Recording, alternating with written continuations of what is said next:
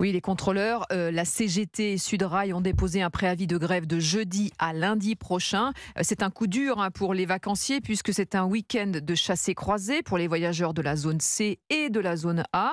Cela concerne plus d'1 million de personnes. La SNCF doit dévoiler son plan de circulation dès demain matin.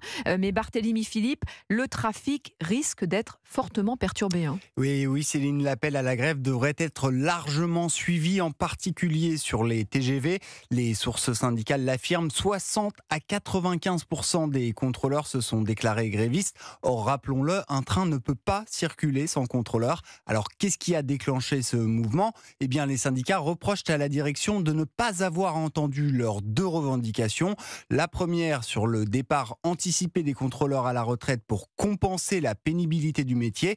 La seconde sur l'augmentation de leur prime de travail, explique Stéphane Boulade, délégué syndical Sudrail.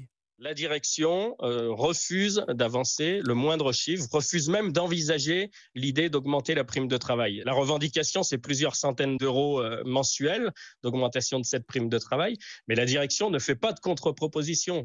Et de son côté, la direction estime avoir déjà suffisamment répondu par une gratification exceptionnelle de 400 € en mars pour l'ensemble du personnel, ainsi que par le recrutement de 1100 personnes cette année, dont 200 contrôleurs. Inquiet des conséquences d'une grève massive, le PDG de la SNCF, Jean-Pierre Farandou, appelle les contrôleurs à bien réfléchir.